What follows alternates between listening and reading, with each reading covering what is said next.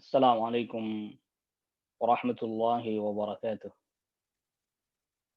إن الحمد لله نحمده ونستعينه ونستغفره ونعوذ بالله من شرور أنفسنا ومن سيئات أعمالنا. من يهده الله فلا مضل له ومن يضلل فلا هادي له. أشهد أن لا إله إلا الله وحده لا شريك له وأشهد أن محمدا عبده ورسوله. يا أيها الذين آمنوا اتقوا الله حق تقاته ولا تموتن إلا وأنتم مسلمون. يا أيها الناس اتقوا ربكم الذي خلقكم من نفس واحدة وخلق منها زوجها وبث منهما رجالا كثيرا ونساء واتقوا الله الذي تساءلون به والأرحام إن الله كان عليكم رقيبا. يا أيها الذين آمنوا اتقوا الله وقولوا قولا سديدا يصلح لكم أعمالكم ويغفر لكم ذنوبكم ومن يطع الله ورسوله فقد فاز فوزا عظيما. أما بعد، فإن أصدق الحديث كتاب الله وخير الهدي هدي محمد صلى الله عليه وسلم وشر الأمور محدثاتها وكل محدثة بدعة وكل بدعة ضلالة وكل ضلالة في النار. Ikhwatal iman, a'azzakumullah. Di kesempatan pagi hari ini, alhamdulillah kita masih dipertemukan kembali di dalam salah satu majlis min majalisil ilm. Dan salawat salam semoga terlimpahkan dan tercurahkan kepada Nabi kita Nabi Muhammad sallallahu alaihi wasallam, kepada keluarga, kerabat dan juga kepada seluruh sahabat radhiyallahu anhum ajma'in. Ikhwatal iman, a'azzakumullah, kita melanjutkan qiraah kita pada penjelasan dari risalah Fadlul Islam.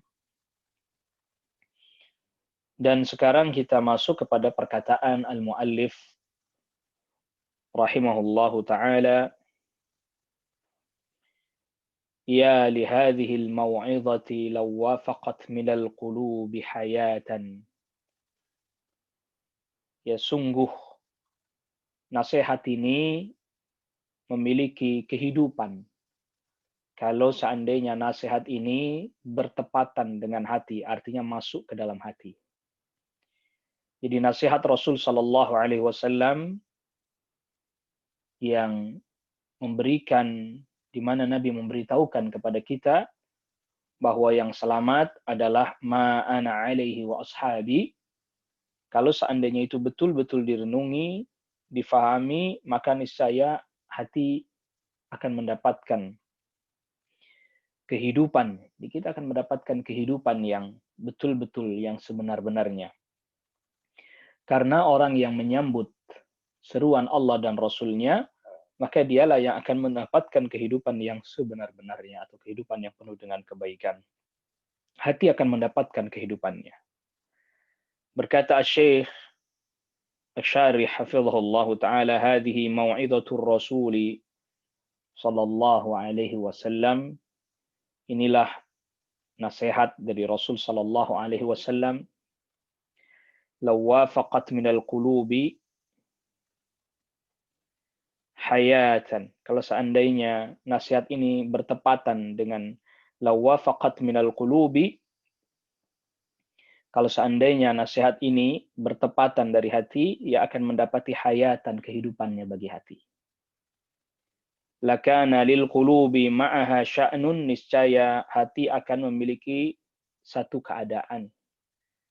Bil i'tibar, dengan mengambil pelajaran, wal imtithal, dan menunaikan perintah, wal hirsi ala ma'rifatil haqqi, dan bersemangat mengetahui kebenaran, wal amali bihi, dan mengamalkannya. Di nasihat ini, yaitu berpegang kepada apa yang dipegang oleh Nabi sallallahu alaihi wasallam dan Rasul-Nya, itu akan membuat hati menjadi belajar mengambil pelajaran, menunaikan kebenaran dan mempelajarinya. Wa alla yakuna al-insanu imma'atan. Manusia jangan menjadi ikut-ikutan. Yakunu ma'an nasi aina makanu. Ya, mereka mengikuti manusia dimanapun mereka berada. Bal yakunu, tetapi semestinya dia yakunu ma'al haqqi, bersama dengan kebenaran, daiman, selalu, wa abadan, dan selama-lamanya. Walau khalafahun nasu, walaupun banyak orang yang menyelisihinya, atau walaupun manusia menyelisihinya. Wala yuqallidu, dan tidaklah dia taklid bi ghairi hudan, tanpa petunjuk. Taqlidal a'ma, yaitu taklidnya seperti taklidnya orang-orang yang buta. Alaihi ay ya'rifal haqqa awwalan, maka dia hendaknya mengetahui kebenaran pertama kali, kemudian thumma ya'malu bihi, kemudian mengamalkan kebenaran.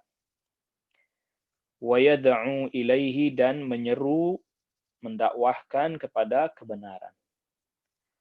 Hadza huwal wajibu ala kulli muslimin. Ini kewajiban bagi setiap muslim. Jadi dari hadis Nabi, nasihat Nabi, ma ana alaihi wa ashabi, apabila nasihat ini betul-betul masuk ke dalam hati, maka hati akan menjadi hidup. Akan mengambil pelajaran, akan mencari kebenaran, mempelajarinya dan mengamalkannya. Ia tidak akan ikut-ikutan. Manusia ke barat, dia ikut ke barat, ke timur, tidak. Tapi dia tetap berpegang pada kebenaran walaupun banyak yang menentangnya, yang menyelisihinya. Amma an taqula, adapun engkau berkata, da'un nasa ala ma hum alaihi. Udah biarin aja orang-orang sesuai dengan yang mereka yakini, sesuai dengan apa yang mereka amalkan. Nah, perkataan yang seperti ini ya amalan, karena mengamalkan, mempraktekkan bimaqulati hurriyati ra'yi, dengan pandangan merdekanya ra'yi, jadi mengikuti perkataan yang mengatakan bahwa bebas berpandangan. Ar-ra'yu wa ra'yul akhar, ada satu pendapat, ada pendapat yang lain, ya bebas. La tahjuru 'alan nas, jangan kalian menghalangi manusia, wa tudayyiqu 'alaihim, dan mempersempit mereka. Udah biarin aja, masing-masing punya pendapatnya masing-masing. Hadza kalamun batilun, ini adalah perkataan yang batil. Hadza kalamu ahli ad-dhalali, ini adalah perkataannya orang-orang yang tersesat. Waliyadzubillah. Ya, kita mohon perlindungan kepada Allah. Hadza mukhalifun liqauli Rasul sallallahu alaihi wasallam, ini bertentangan dengan sabda Rasul sallallahu alaihi wasallam. Falwajibu, kewajiban yang semestinya adalah an-nad'u wan-nasa ila shawabi wa ila al-haqqi. Kita menyeru manusia kepada kebenaran, kepada al-haq. Wala nuqirruhum ala dhalalihim, dan kita tidak membenarkan mereka atas kesesatan mereka. Ya, wala ala ma hum alaihi, dan kita tidak membenarkan keyakinan-keyakinan mereka. Wa naqulu, dan kemudian kita ikut berkata hurriyatur ra'yi, merdekanya, bebas berpandangan. Laisa hunaka syai'un, tidak ada di sana sesuatu, ismuhu hurriyatu ra'yin. Enggak ada di sana sesuatu yang disebut dengan bebas berpandangan, bebas berpendapat. Wa innamal wajibu, tak lain tak bukan, kewajibannya adalah ittiba'ul kitabi was sunnati, mengikuti Al-Quran dan As-Sunnah. Lau kana hunaka hurriyatu ra'yin, kalau seandainya di sana ada yang namanya bebas berpandangan, merdeka, lam nahtaj, maka kita tidak butuh ila rusuli, kepada para utusan, para rasul. Wala ilal kutubi, dan kita tidak butuh kepada kitab-kitab diturunkan. Ya nggak usah, ngapain ada rasul, ngapain ada kitab. Orang merasa bebas berpandangan masing-masing. bebas punya pandangannya sendiri-sendiri. Ya, bal kana yattabi'u ra'yahu wa aqlahu. Ya, tetapi bal kullun tetapi setiap orang yattabi'u ra'yahu wa aqlahu, mengikuti pandangan dan akalnya masing-masing, pendapatnya masing-masing. Jadi kalau seandainya ada yang namanya bebas berpandangan, berpendapat, maka ya kita nggak butuh kepada Rasul, nggak butuh kepada kitab. Orang semua merasa bebas, boleh mengemukakan apa yang dia mau, meyakini apa yang dia suka. Farra'yu, maka pandangan, pendapat, idza khalafal wahya, apabila menyelisih wahyu, yajibu ayyutraka, wajib ditinggalkan. Amma idza wafaqal wahya, apabila pandangan itu bertepatan dengan wahyu, falhamdulillahi, maka segala puji bagi Allah. Yaqulu Ali bin Abi Thalib radhiyallahu anhu, berkata sahabat Ali bin Abi Thalib radhiyallahu anhu, "Lau kana ad-dinu bir-ra'yi", kalau seandainya agama itu berdasarkan pendapat, lakana asfalul khuffi aula bil mashi min a'lahu. Niscaya khuf, sepatu yang bagian bawah lebih berhak untuk diusap dibandingkan yang atas, karena yang kotor kan yang bawah, tapi kenapa yang diusap bagian atas? Waqad ra'aitu an-nabiyya sallallahu alaihi wasallam, dan aku telah melihat Nabi sallallahu alaihi wasallam yamsahu, mengusap ala a'lal khuffi, pada sepatu yang di bagian atas khuf, yang bagian atas. Fad-dinu laisa bir-ra'yi, agama bukan berdasarkan pandangan-pandangan, pendapat-pendapat.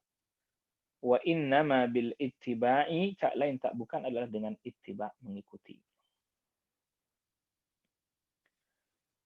Yaqulu Sahl bin Hunayf, Sahl ibn Hunayf radhiyallahu anhu, Sahal bin Hunayf radhiyallahu anhu berkata, "Ya ayuhan nasu ittahimu ra'yakum ala dinikum." Wahai manusia, ya tuduhlah pandangan kalian, pendapat kalian di atas agama kalian. Artinya bahwa bisa jadi pandangan kita yang keliru, pendapat kita yang keliru, bukan agama yang keliru. Falaqad ra'aituni yawma Abi Jandal. Saya dapati diri saya sendiri pada hari Abu Jandal. Maksudnya ini hari terjadinya perjanjian Hudaybiyah. Walau astati'u an arudda amra Rasulillah sallallahu alaihi wasallam la radattuhu. Kalau seandainya aku bisa menolak ketetapannya Rasul sallallahu alaihi wasallam, niscaya aku menolaknya. Wa hadza fi qissatil Hudaybiyah, ini kisah terkait dengan perjanjian Hudaybiyah. Lamma tamma sulhu bainan nabiy sallallahu alaihi wasallam wal musyrikin, ketika sudah sempurna perjanjian antara Nabi sallallahu alaihi wasallam dan orang-orang musyrik.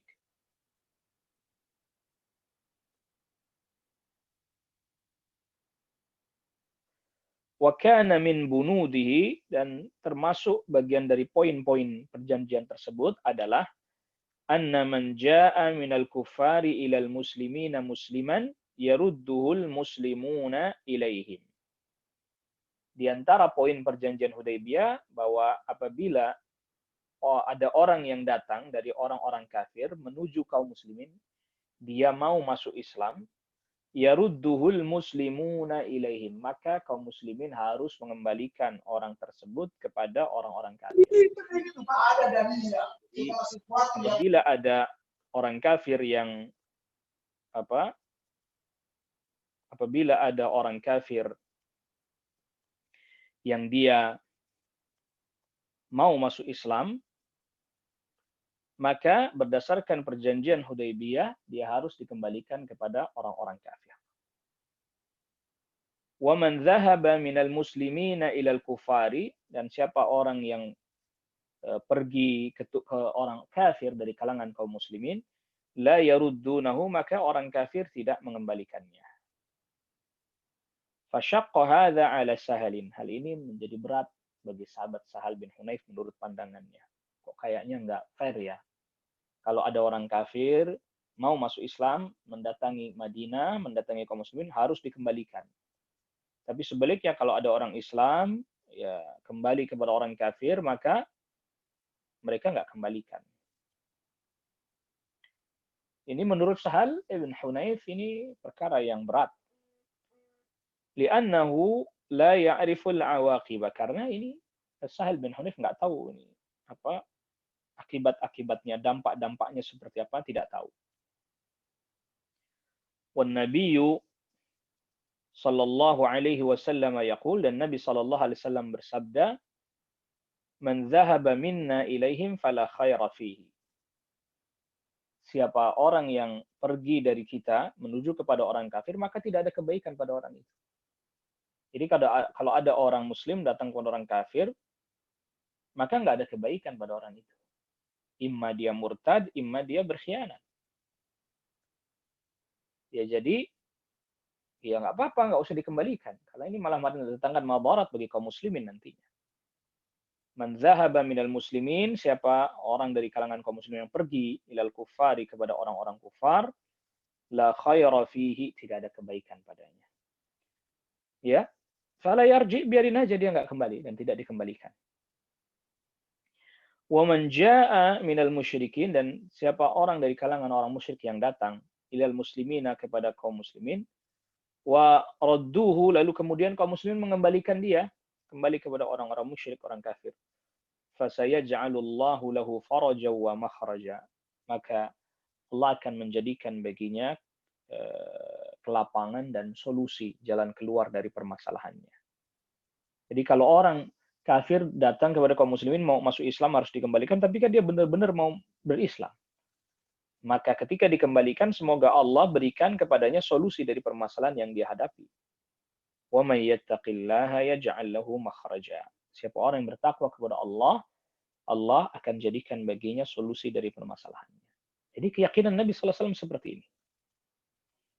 Terkait dengan poin yang tadi bahwa disebutkan bahwa orang kafir yang mau masuk Islam dikembalikan, sedangkan orang Islam yang datang kepada orang kafir biarkan saja, nggak usah dikembalikan. Ini penjelasannya tadi. Kalau yang orang kafir, orang Islam menuju kepada orang kafir, ya berarti dia buruk. Biarkan saja, nggak dikembalikan. Adapun orang kafir yang mau masuk Islam lalu dikembalikan, semoga Allah berikan jalan keluar buat dirinya. Tsumma ba'da dzalika, kemudian setelah itu tabayyana al-haqqu, menjadi jelaslah kebenaran. Wa anna hadha as-sulha fi ghayatil maslahati lil muslimina, dan sesungguhnya perjanjian damai ini sangat maslahat bagi kaum muslimin. Li'annahu kaffa adzal kufari 'anil muslimina, karena perjanjian ini menahan perbuatan-perbuatan buruk orang kafir kepada kaum muslimin. Wasamahu lil muslimina bil hijrati, dan ya mereka memperkenankan bagi kaum muslimin untuk hijrah. Wa kathural muhajiruna, dan banyaklah orang-orang yang hijrah. Wa wada'atil harbu auzaraha, perang pun terhenti. Perang meletakkan beban-bebannya, maksudnya dia perang terhenti. Wa saral muslimuna, dan kaum muslimin mereka yad'una, berdakwah ila Allah azza wa jalla, kepada Allah azza wa jalla, la ya'tariduhum ahadun, tidak diganggu oleh siapapun. Fasammahu Allahu fatham mubina, maka Allah menyebutnya dengan fatham mubina, ya, kemenangan yang nyata. Inna fatahna laka fatham mubina. Sungguhnya kami bukakan untukmu atau berikan kemenangan untukmu dengan apa? Yang nyata, kemenangan yang nyata.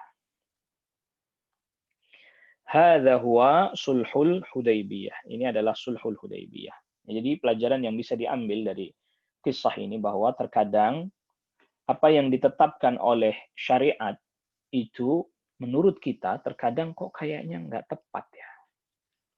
Menurut pandangan kita sendiri, menurut ra'yu kita sendiri kayaknya nggak tepat. Padahal itu sangat tepat sekali. Oleh karena itulah tadi Sahal bin Hunayf katakan, kalau Anda dapati sesuatu yang menurut Anda itu nggak sesuai dengan akal, maka yang kita tuduh ya akal kita. Akal kita yang lemah. Akal kita yang belum bisa memahaminya. Bukan agama yang ditolak, bukannya Rasul sallallahu alaihi wasallam yang dibantah, bukan. Tetapi akal kitalah yang lemah. Nah, maka ini menjadi satu kaidah penting kita untuk selalu merendah diri ya di hadapan dalil-dalil syar'i, di hadapan syariat Allah dan sunnah Rasulnya. Ini hikmah apa di balik ini? Bukan terus lantas kita mendahulukan pemikiran kita, wah ini nggak sesuai ini nggak ini, masa kita begini, masa kita begitu. Semestinya yang kita pikirkan, kita renungkan adalah apa hikmah di balik ini. Tadi seperti Sahal bin Hunayf, dia kira bahwa ini buruk, ternyata malah ini baik. Lalu berkata Syekh Al-Muallif rahimahullahu taala, wa rawahu aidan min hadithi Abi Hurairah wa sahhahahu. Ya, di sini Al-Imam Tirmidzi meriwayatkan juga hadis seperti yang disebutkan sebelumnya, hadis tentang perpecahan umat, tapi ini dari jalurnya Abi Hurairah. Wa sahhahahu, dan Al-Imam At-Tirmidzi mensahihkannya. Walakin, tetapi, laisa fihi dzikrun nari, di dalam riwayatnya sahabat Abu Hurairah tidak ada penyebutan kulluhum finnar, tidak ada. Hanya menyebutkan akan berpecah, Yahudi berpecah, Nasara berpecah, dan kaum muslimin berpecah. Tapi tidak ada penyebutan di dalam riwayatnya sahabat Abu Hurairah yang dikeluarkan oleh Imam Tirmidzi, tidak ada penyebutan kulluhum finnar. Wa huwa fi hadithi Muawiyah.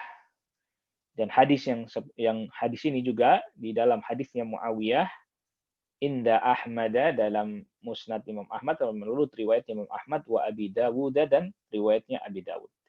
Dan juga hadis tentang perpecahan umat ini juga diriwayatkan dari jalur sahabat Muawiyah, dikeluarkan Imam Ahmad dan Abi Dawud.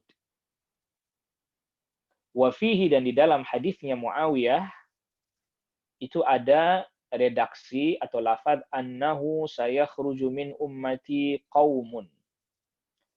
Sesungguhnya akan keluar, akan muncul dari umatku satu kaum. Tatajara bihim tilkal ahwa'u. Menjalar pada mereka hawa nafsu, kama yatajaral kalabu bisahibihi, sebagaimana penyakit rabies menjalar pada orang yang terkena gigitan anjing.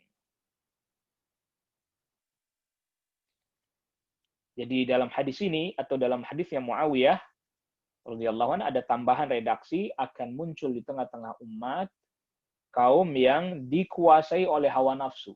Jadi yang dimaksud tatajara itu mengalir ke seluruh tubuhnya hawa nafsu, sehingga perkataannya, perbuatannya, pemikirannya itu dipenuhi dengan hawa nafsu. Kama yatajaral kalabu bisahibihi, sebagaimana penyakit rabies, kalab ini penyakit rabies karena sebab digigit anjing, ya dia menjalar ke seluruh tubuh orang yang terkena gigitan anjing tersebut.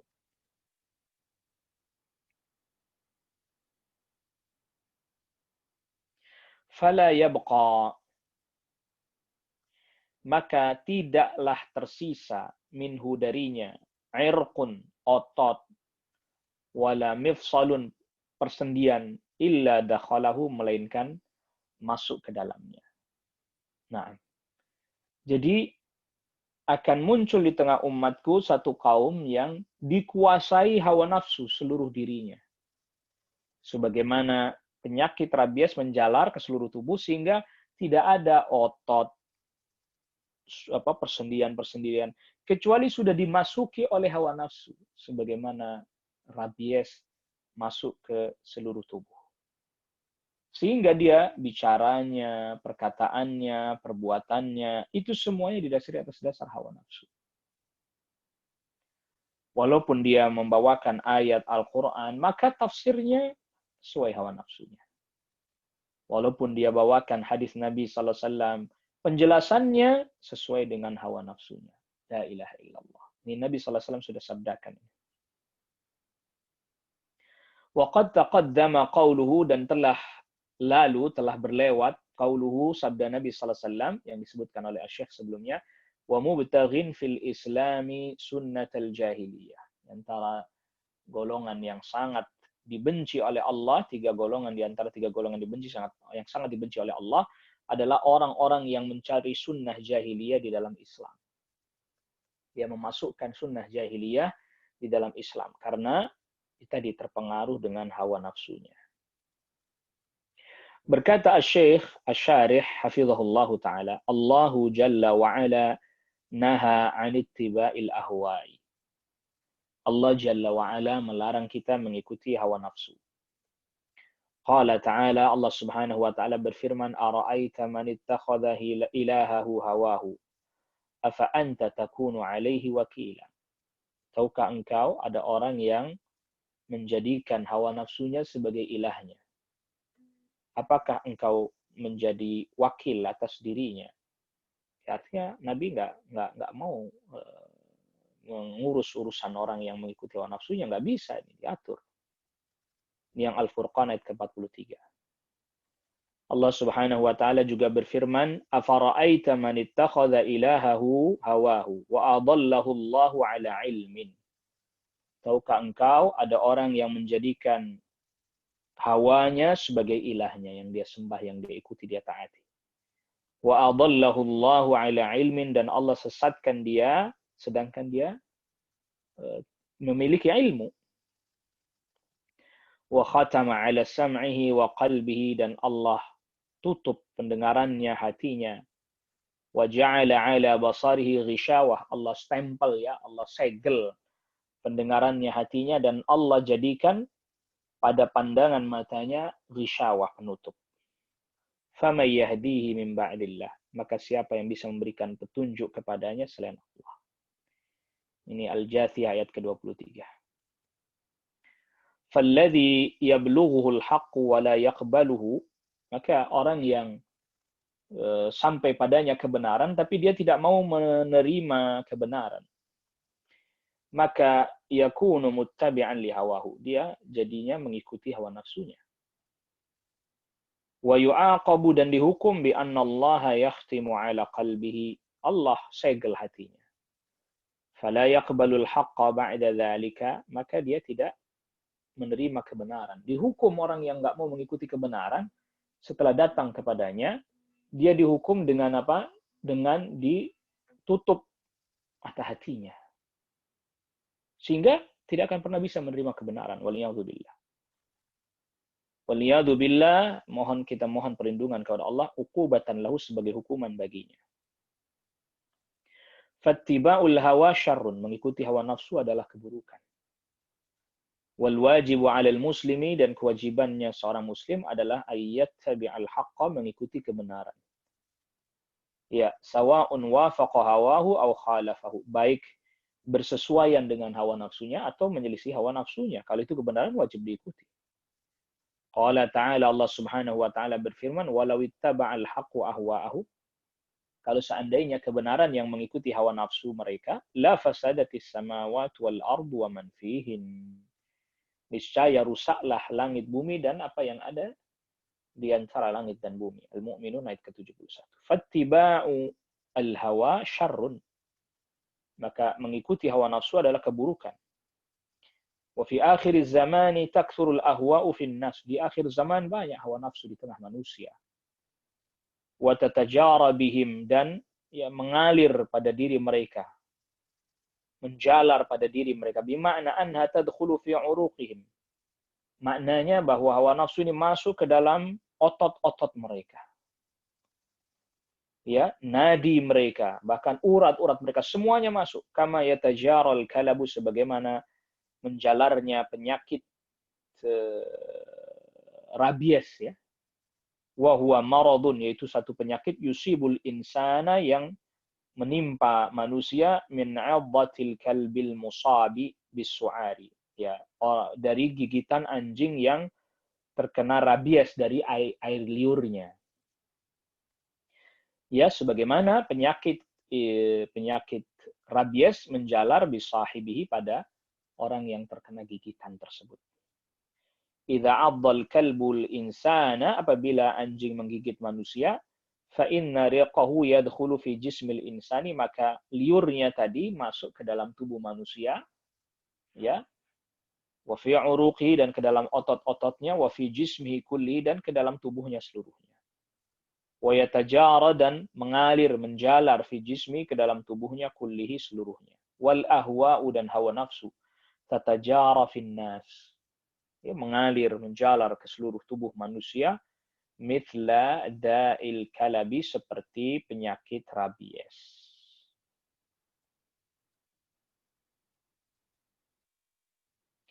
Naam, ayuhal ikhwah, a'azzakumullah. Jadi di penutup dari bab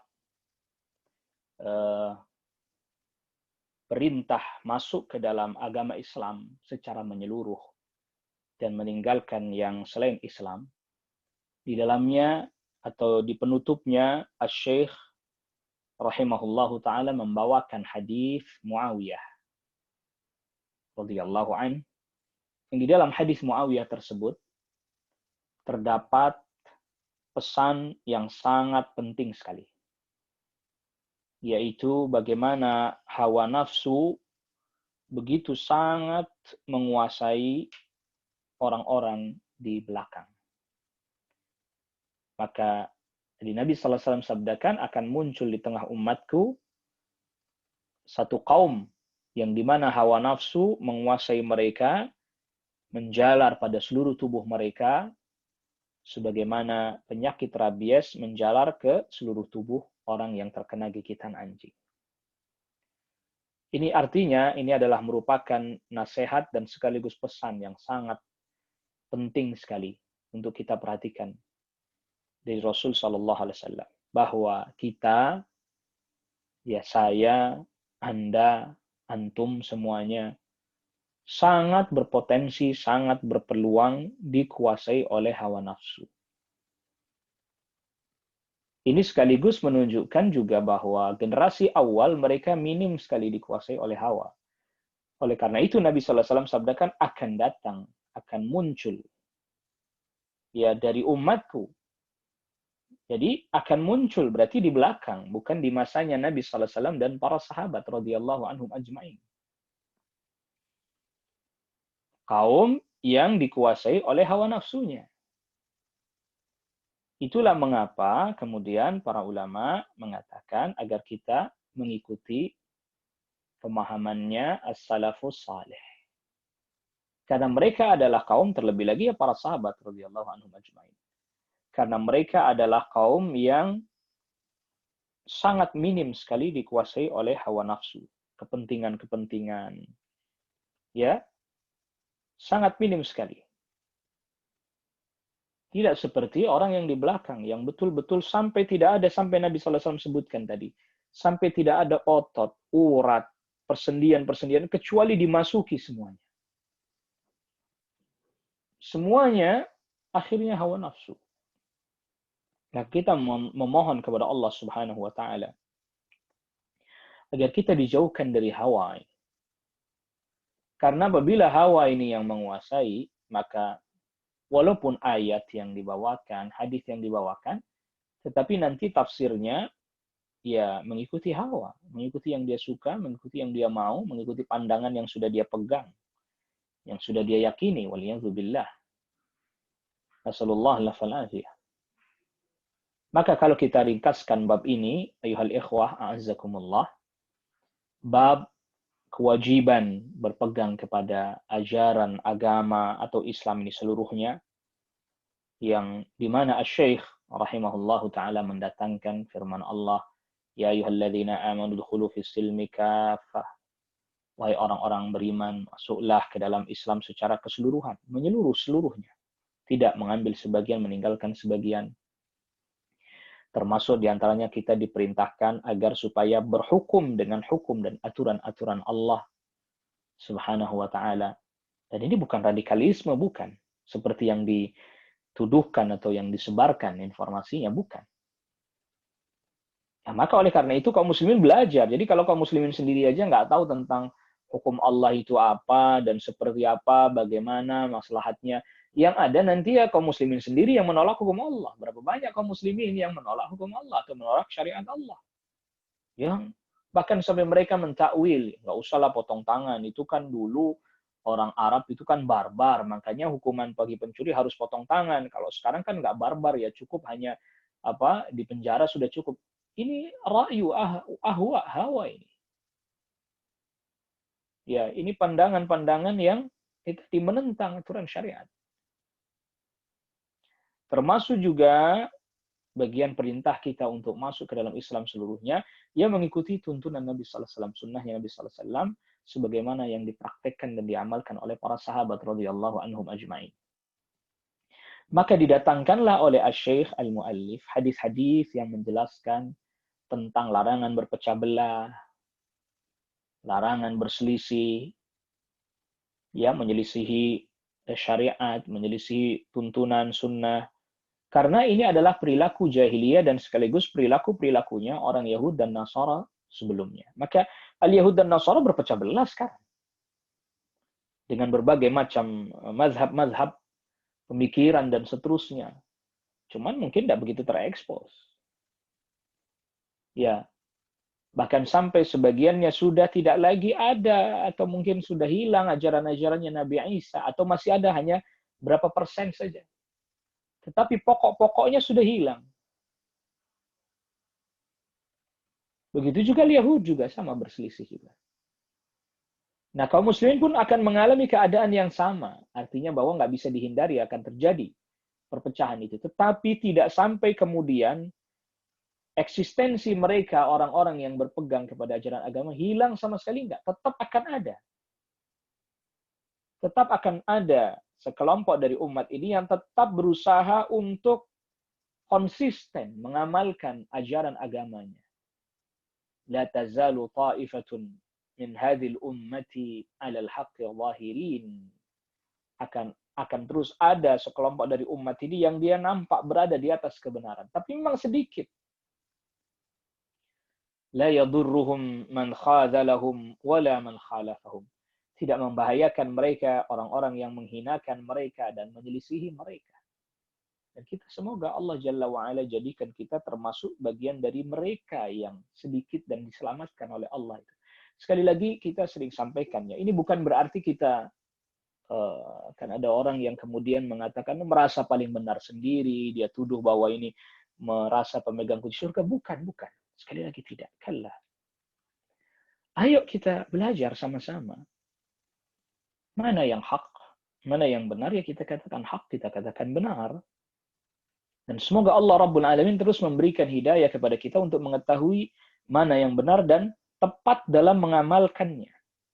Sebagaimana ini doa yang diajarkan oleh Nabi sallallahu alaihi wasallam kepada sahabat Ali bin Abi Thalib radhiyallahu anhu. Allahumma hadini wa saddidni. Ya Allah, berikan hidayah kepadaku dan berikan kepadaku kemampuan untuk bisa menunaikan hidayah itu tepat seperti yang memang itu dijelaskan.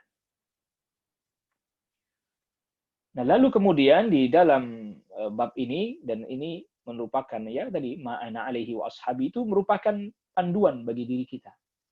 Ayo selalu kita renungkan apakah perbuatan kita ini sesuai atau tidak, selaras atau tidak dengan apa? Dengan apa yang dituntunkan oleh Nabi sallallahu alaihi wasallam, apa yang dipraktekkan oleh para sahabat, selaras atau tidak. Karena nanti di belakang, ini ditutup bab ini dengan penjelasan di belakang, akan muncul orang-orang yang mereka dikuasai oleh hawa nafsunya. Na'udzubillah. Ayat Al-Quran hafal. Hadis Nabi hafal. Tapi kemudian pemahamannya ini rancu, rusak. Oleh karena itu kemudian para ulama, bukan hanya mereka menyebutkan berdasarkan Al-Quran dan Sunnah, tapi juga berdasarkan pemahaman para sahabat. Karena di belakang nanti akan muncul orang-orang yang hafal ayat, hafal hadis, tapi kemudian pemahamannya keliru, salah. Na'udzubillah. Ya, Al-Khawarij hafal Al-Quran, tapi memahami Al-Quran dengan pemahamannya sendiri. Na'udzubillah.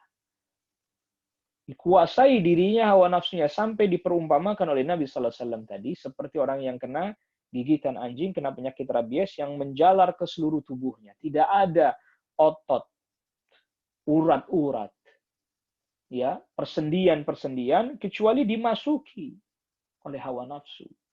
Sebagaimana penyakit rabies merasuki seluruh tubuh, menjalar ke seluruh tubuh. Nauzubillah. Ya, kita memohon kepada Allah Subhanahu wa taala agar kita dijauhkan dari hawa. Dari hawa nafsu yang seperti ini yang kemudian menyebabkan kita jadi keliru, jadi salah, atau bahkan jadi tergesa-gesa, terburu-buru.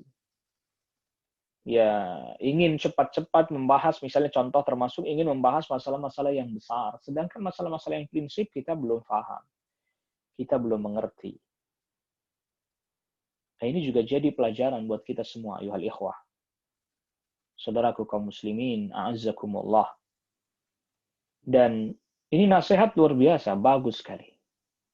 Sebagaimana tadi Asy-Syaikh jelaskan, kalau seandainya nasihat dari Rasul sallallahu alaihi wasallam ini betul-betul direnungi, masuk ke dalam hati, maka hati akan bersemangat, akan terfokus belajar menuntut ilmu syar'i dari kitabullah dan sunnah Rasulullah dengan pemahamannya para sahabat radhiyallahu anhum ajma'in.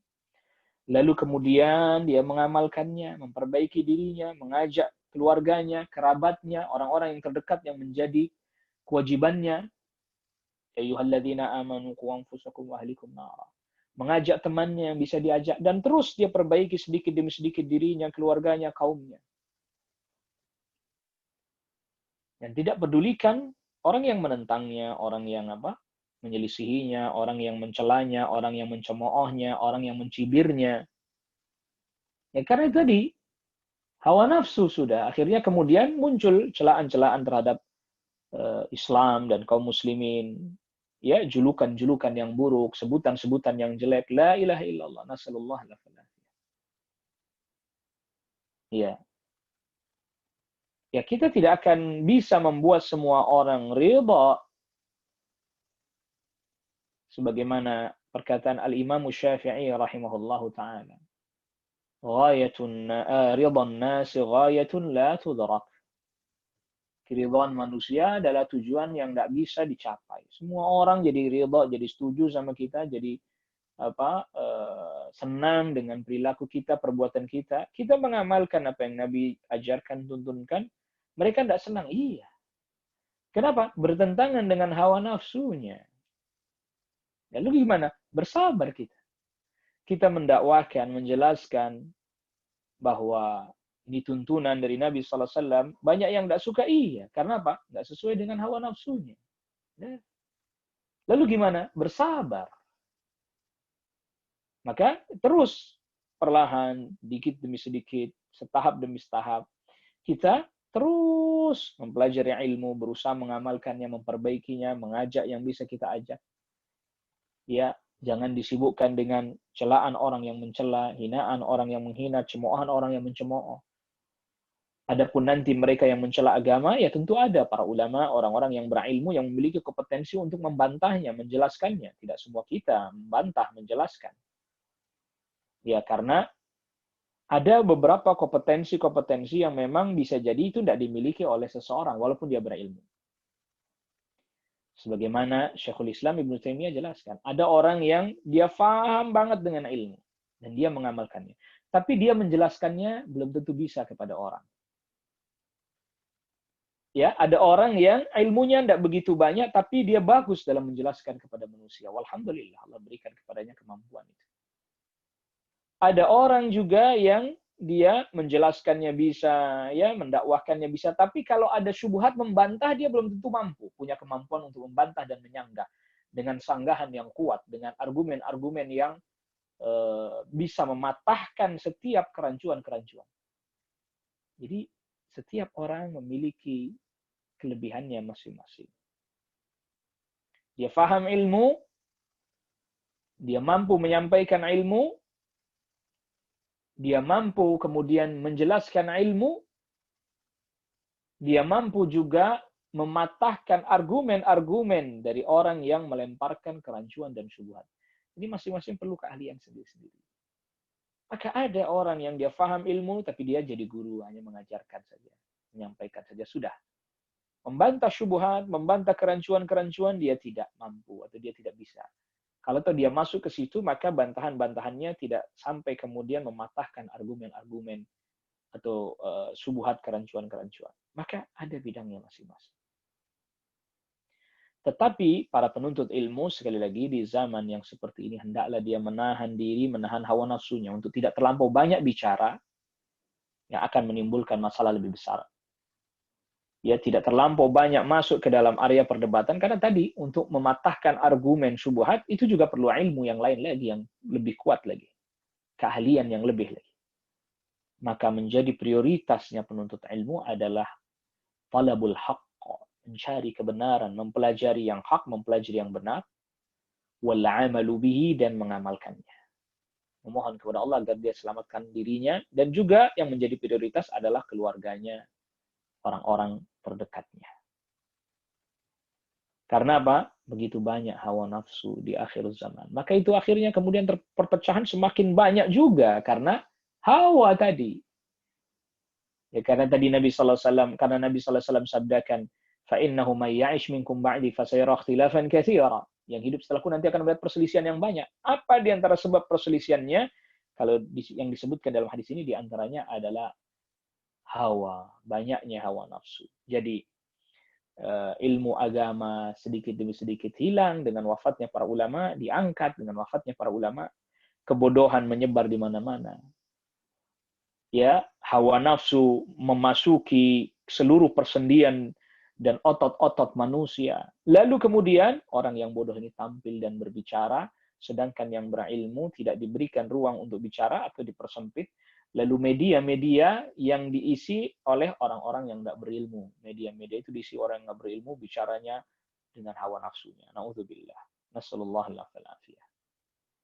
Nah, kalau ada orang bertanya, terus bagaimana peran Anda? Ya, tadi kita sudah jelaskan. Ada orang yang berilmu, dia faham ilmu, tapi dia tak bisa mengajarkannya, menyampaikannya. Sulit, orang sulit memahaminya kalau dia yang menyampaikan. Ada yang menyampaikan ilmunya tidak begitu banyak, tapi dia berkonsultasi dengan yang berilmu ini, dia sampaikan. Lalu kemudian setelah itu membantah, ya, dia dakwahkan, dia sampaikan, dia dakwahkan, membantah syubhat kerancuan. Ada juga orang yang memiliki kemampuan dan keahlian di bidang itu. Masing-masing ada kemampuannya, ada keahliannya. Tidak semuanya kemudian terjun ke dunia membantah kerancuan, membantah syubhat, tidak. Ingat, jangan-jangan itu juga bagian dari hawa nafsu kita.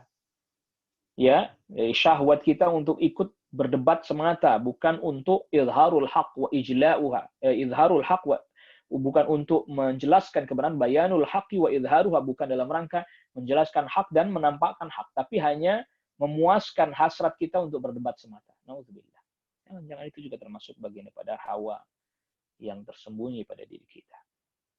Nah, sekali lagi, kita perbaiki niat kita, kita terus belajar mencari kebenaran, mengamalkannya, mendakwahkannya semampu yang kita bisa, terutama orang-orang yang terdekat kita.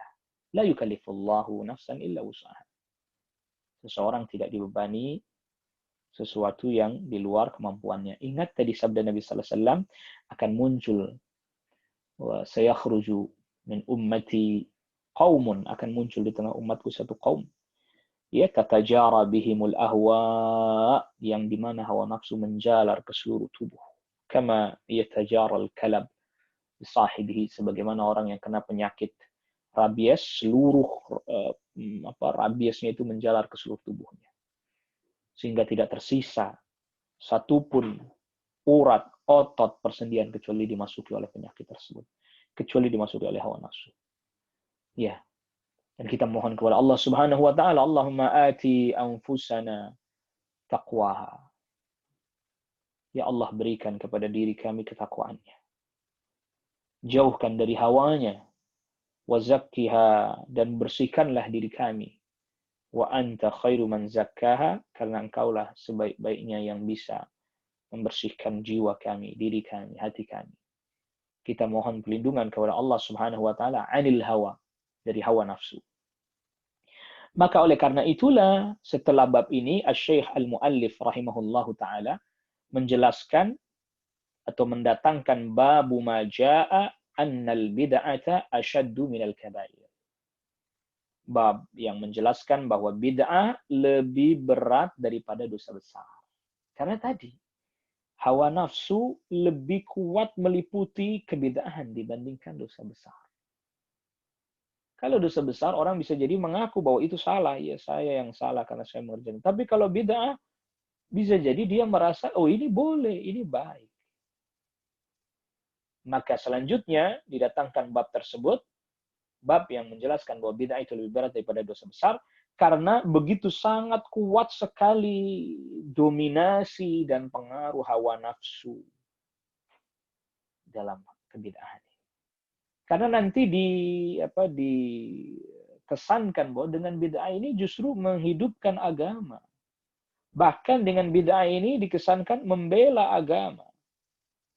Seperti yang dilakukan oleh orang-orang Mu'tazilah ya. Jahmiyah, Mu'tazilah yang mengatakan Al-Quran makhluk. Mereka itu dalam rangka kata mereka membela agama. Karena kalau Allah qadim, Allah itu terdahulu, lalu kemudian ada lagi yang qadim selain Allah, maka berarti ada dua yang qadim. Nah, berarti Allah tidak esa dong, tidak tauhid dong kalau begitu. Nah, itu kata mereka. Nah, bid'ahnya mereka itu, mereka enggan meninggalkannya karena terbungkus membela agama. Bahkan dibungkus dengan nama mentauhidkan Allah Subhanahu wa taala. Maka oleh karena itulah Asy-Syaikh mendatangkan pada bab selanjutnya, yaitu babu ma jaa annal bid'ata asyaddu minal kabair. Bab yang menjelaskan bahwa bid'ah lebih berat daripada dosa-dosa besar. Yang insyaallah taala kita lanjutkan kajian kita, pembahasan kita pada pertemuan yang selanjutnya biiznillahi wa taufiqih. Kita cukupkan dulu kajian kita di kesempatan pagi hari ini. Wa sallallahu ala nabiyyina Muhammadin wa alihi wa sahbihi wa sallama tasliman katsira. Subhanakallahumma wa bihamdika asyhadu an la ilaha illa anta astaghfiruka wa atubu ilaik. Wassalamu alaikum warahmatullahi wabarakatuh.